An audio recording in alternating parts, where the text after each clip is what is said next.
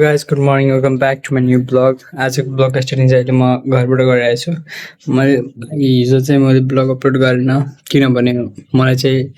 Last ज्वरो आएको थियो अनि ज्वरो आउनुको कारणले चाहिँ मैले हिजो भरदिनमा ब्लग नै बनाएन केही नि अनि के अपलोड गर्नु नगर्नु भएर चाहिँ त्यो हिजोको लागि चाहिँ छोडिदिएको त्यसको लागि चाहिँ सरी अब अहिले चाहिँ जाँदैछु चोक पसल जाने त्यसपछि कामहरू छ त्यो सब सघाउने यो लास्ट ज्वरो आएर त म भरिदिन्छु त्यहाँ क्या यार के गरेँ होइन त्यही भएर अहिले पनि हल्का फल्का रुगा चाहिँ लाग्ने लाग्यो म पसलतिर म चाहिँ भर्खर अनि पसल आएर अनि अलिक बसिरहेको छु अब यहीँ पसलको थोरै कामहरू छ त्यो चाहिँ सघाउनु पर्ने छ त्यो सघाउने अनि बसिराख्ने केही छैन त्यस्तो खासै अब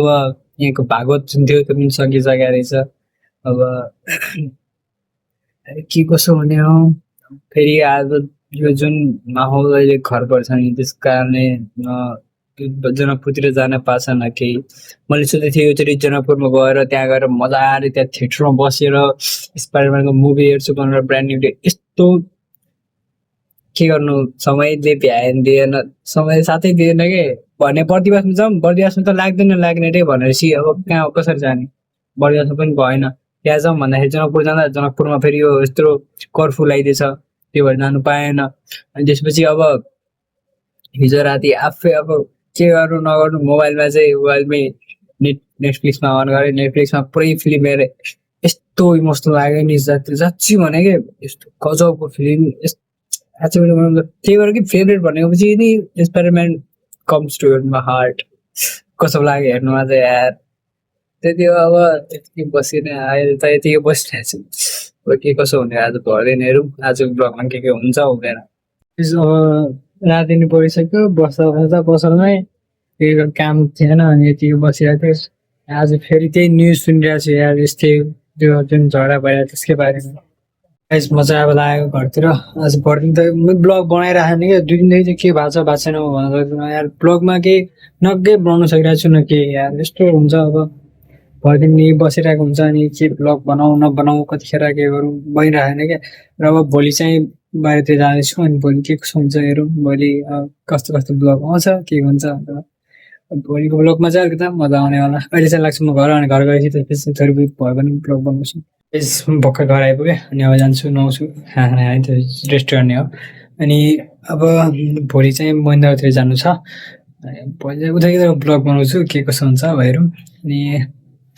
तर यार यो जुन अहिलेसम्म जुन झगडा जुन भइ नै रहेको छ सकिन आँटेको छैन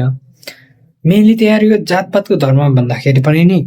बढी गरी मेन भन्दाखेरि चाहिँ नि यो हाम्रो नेताहरू कतिपय छ नि हामीले भन्नु मिल्दैन होला तर पनि म एउटा पोइन्ट चाहिँ आफ्नो भनिरहेको छु यो सब एउटा खेल रचेर हो राजनैतिक नै भन्नु यस्तै हो क्या मलाई जहाँसम्म लागिरहेछ मलाई मतलब छैन कसले के भन्नुहुन्छ भन्नुहोस् तर यो सब मलाई जहाँसम्म भने हो भन्दाखेरि चाहिँ सब राजनैतिक तरिकाले गरिरहेछ जसरी कि अब हाम्रो प्रधानमन्त्री अहिलेको जुन उहाँ हुनुहुन्छ बालेन सर उहाँले चाहिँ बालेन दाइले हराउनु जितेको कारणले गर्दाखेरि यो जेलसी जुन हुन्छ नि त्यसको कारणले पनि होला काहीँ हुनसक्छ जहाँसम्म मैले भनेको कुरा है अनि अर्को चाहिँ अब कतिपय ठाउँमा भएको पनि छ बचाबुचीहरू अब त्यस्तो आफ्नो यो साउनको महिनामा गइरहेको बेलामा चाहिँ अब कुटपिट गरे त्यो पनि त नराम्रै कुरा भयो तर अब हामी केही नै भन्न सक्छौँ त्यसमा धेरै त भन्न मिल्दैन त्यही नि नहुनुपर्ने कुराहरू भइसकेको छ अब धेरै कुराहरू चाहिँ अब सल्झिँदै पनि गइरहेछ सल्झाउँदै हुनुहुन्छ हाम्रो सुदन गुरुङ पनि अहिले धेरै कुराहरू गर्दै हुनुहुन्छ धेरै आफ्नो पुरै टाइम अहिले मधेसमै बसेर गर्नु भइरहेछ जहाँसम्म मैले जानेको कुराहरू चाहिँ यति मैले सोसियल मिडियाबाट थाहा पाएको जसरी अब चाहिँ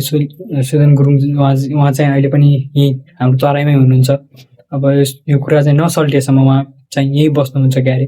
यस्तै मैले सुनेको थिएँ अनि अब के हुने हो के कसो हुने हो त्यो त हामी पनि भन्न सक्दैनौँ तर जहाँसम्म होस् चाहिँ त्यो मारपिट चाहिँ नहोस् अनि आजसम्म जतिजनाले चाहिँ आफ्नो ज्यान गुमाउनु भएको छ उहाँमा चाहिँ म पनि धेरै नै दुखी छु अब कतिपय परिवारले आफ्नो छोराछोरी गुमाउनु भएको छ दाइ भाइले गुमाउनु भएको छ यसमा चाहिँ आफूले पनि पछुतो हुन्छ, मनमा दुःख लाग्छ। अब सुन्छौँ नि हामी पनि अरूलाई कि यसो भयो भनेर। मेरो घरमा पनि मेरो मम्मीहरूले सुन्नुभयो अनि भन्दै हुनुहुन्थ्यो यस्तो त्यो भयो भनेर। अनि मैले पनि भनेँ अब भइहाल्यो। मम्मीले पनि नराम्रो फिल त हुन्छ नि, सबलाई हुन्छ किनभने आफ्नो छोराछोरीलाई केही भयो भने कस्तो हुन्छ भनेर भन्दा त्यो हुन्छ क्या। त्यही भएर चाहिँ मैले पनि भनेको मेन कुरै यही हो यार। अब कसैको पनि फ्यामिली त छोराछोरी त सबलाई प्यारो हुन्छ नि त आफ्नो, त्यही कुरा हो। अनि अब म पनि जान्छु एकछिन रेस्ट गर्ने, त्यति हो। अनि आई होप हजुरलाई राम्रो लाग्यो होला। Thank you so much for watching. Bye bye, see you in next video.